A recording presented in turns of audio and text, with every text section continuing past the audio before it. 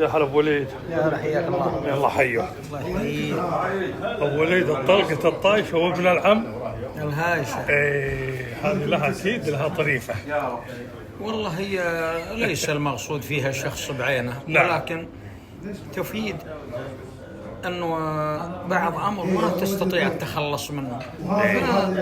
الطلقة الطايشة لا تعلم متى تجيك علشان تحاول أنك تجتنبها. الله يكون الشكر. وابن العم الخبل وقليل البركة أيضا كيف تتخلص منه؟ ما تدري بأي ساعة يجيب لك مشكلة، ما تدري بأي ساعة يرميك في موقف محرج.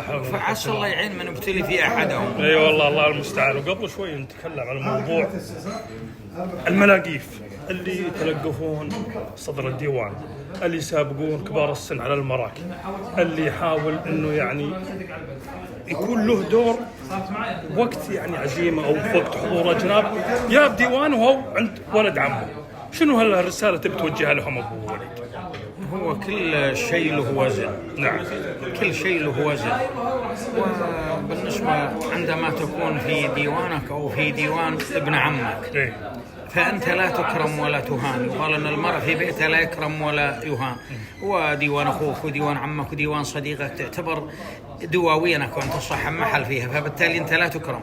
ويجب أن تكون أنت تعطي الأولوية للأجنبي، تعطي الأولوية للي أول مرة يجي.